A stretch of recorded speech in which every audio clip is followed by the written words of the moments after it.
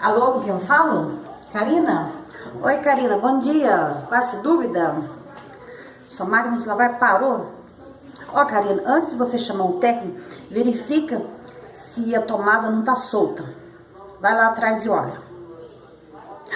Sério? Tava solta, viu, Karina? Você ia chamar o técnico à toa. É muito importante quando... Eu tô falando isso porque isso já aconteceu comigo. Isso aí não precisa nem de eu pesquisar nada.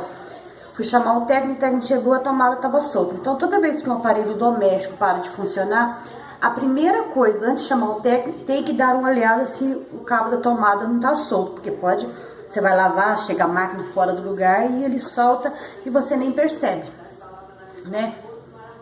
Nada, beijo, tchau. Então, gente, o conhecimento liberta. Qual é a sua dúvida? Qual é a sua pergunta? Me pergunta se ele responde. Se eu não souber, eu pergunto pra quem sabe. Beijos pra todo mundo. Eu amo vocês. Podem mandar sua pergunta que eu tô aqui pra responder. Se eu não souber, eu pergunto pra quem sabe. Tchau, beijos e até a próxima pergunta, né?